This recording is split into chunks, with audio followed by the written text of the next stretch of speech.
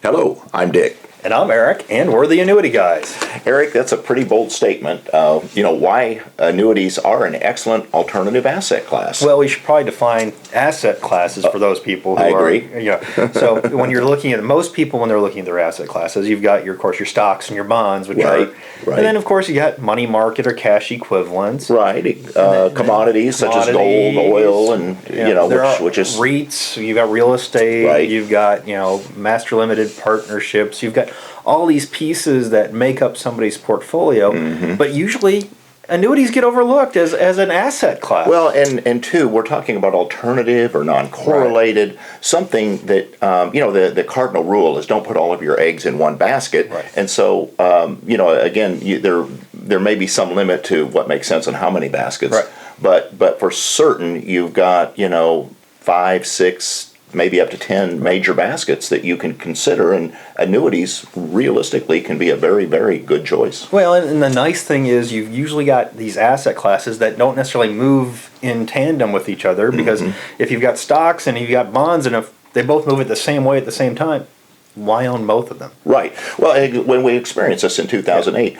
and I had clients that had a nice portion of their portfolio in annuities, and that stayed safe and sound and continued to grow. So while part of their portfolio was taking a nosedive, part of it was actually very, very firm and going up. So we can talk about annuity, and typically people would have said, well, that's why you should have owned bonds.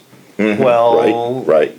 What about using annuities instead of bonds? Exactly. Definitely one of the great alternatives that you can even a portion of annuities in place of bonds. And there's studies out there that now show for people in retirement, using an annuity, at least for an asset class or an alternative asset class, gives you a higher chance of basically success in retirement by having an annuity in the portfolio. And it's the one piece, and we talk about longevity risk. Yes. And people and it's a term we use in the academia side of it, but mortality credits. Yes. Insurance companies don't really keep the money when you die too early or whatever. They turn around and they give it to the people who live a longer life. Exactly. Those dollars are then credited to them. They're mortality credits. They're for people that live longer than their life expectancy. Right, and of course folks know that, insurance companies make money. I mean, they have the nice buildings. But at the same time, you're right. I mean, that money, it's a transfer of risk is what it is. And so, we've got about 5 items here. We've already touched on a couple of them. But first of all, one of the reasons why annuities are a great alternative is because of the degree of safety they bring. That's very much unlike securities. When folks put their money in securities, they get a prospectus. It says right up front, you may lose everything. It's usually in the small print. Exactly. It's please understand that it's possible to lose money, and it's possible to lose all of your money. And we've seen this in those unusual cases like Enron and Lehman Brothers and GM and where basically even the bond portions took a nosedive and people that thought they could never lose money lost money or lost all their money. So annuities have a much higher threshold of safety and a very long proven track record, especially the higher rated companies. Well, exactly. The longer they've been around, the higher the rating. You're looking at the reserve requirements for an insurance company compared to an equity, which is you don't have a reserve requirement. They're designed to make money. They're businesses. Insurance companies are risk adverse. Yes. They want to, for every dollar they owe somebody, they have usually $1 out there in reserve to offset what they have to pay you and what they're going to pay you in the future. Well, they're highly regulated. And in addition to that, I mean, their number one responsibility is managing risk, and they do a great job of that, and they've proven it literally over hundreds of years. So we've really hit on the other two here.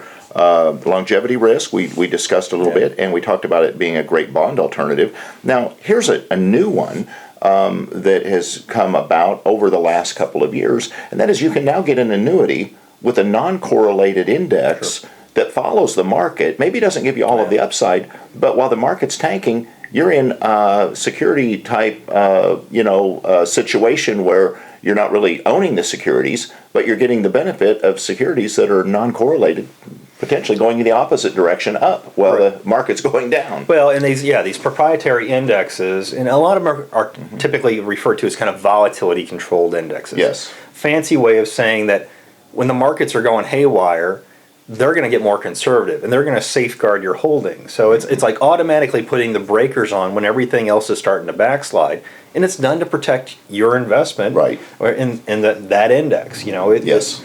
We look at it as being non-correlated with many of these. While it's a volatility control, some don't invest necessarily in like the S&P 500 or the Dow. Mm-hmm. They may be looking at commodities and basically different sorts of equity classes. And of course, they're always leveraging the options market, which is a fancy way of saying that they're not really even invested in the market. They're using the leverage of using a few dollars here to maximize the return for you. Right. And they know if the option doesn't hit, it's worthless. It's they zero. Throw it away. It doesn't cost them exactly. And that's why you don't get credited. It comes out of their operating expense. So how do you avoid the loss? Well, you didn't really own the security. How do you get the benefit? Well, you own the option, and the option hits. Boom, you get paid. Eric, one of the biggest things that's been on the scene for the last maybe 5 to 10 years, a lot of focus on fees. So when folks are looking at asset classes, and a lot of alternative asset classes have very high fees. Yeah. So that's what I really like, again, about annuities. I mean, I can't say it about all annuities, but the annuities that we're really talking about that retirement folks would normally be focusing on, they either have no fees at all or very low fees. Right. When you're looking at the fixed annuities, yes, you're looking at typically on their base, 99% of them have no basic fee attached. There's nothing, no cost to it. You put your dollars in. The only thing you're going to do is grow them based off of either a stated interest rate or based off the performance of an index. Now, is it possible to add a fee-based rider or something of that to an annuity? Sure.